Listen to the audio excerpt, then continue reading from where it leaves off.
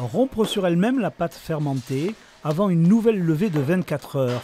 Les mains de Manu travaillent le pâton pour faire des galettes des rois, une recette de famille et surtout un savoir-faire reconnu.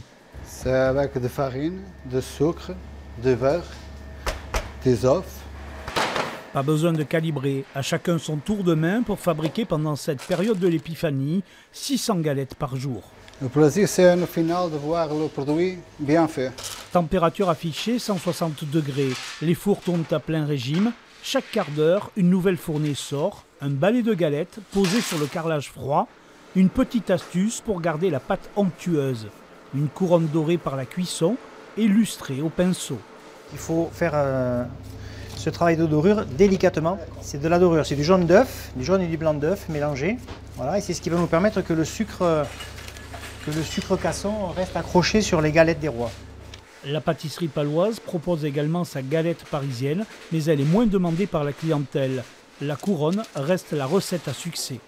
C'est mon père qui a mis au point cette recette. Ce moelleux, c'est lui qui a réussi à le faire le premier.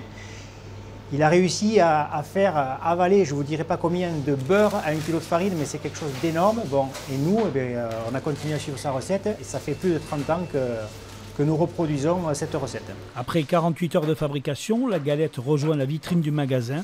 Pas pour très longtemps, l'adresse est connue sur l'agglomération paloise.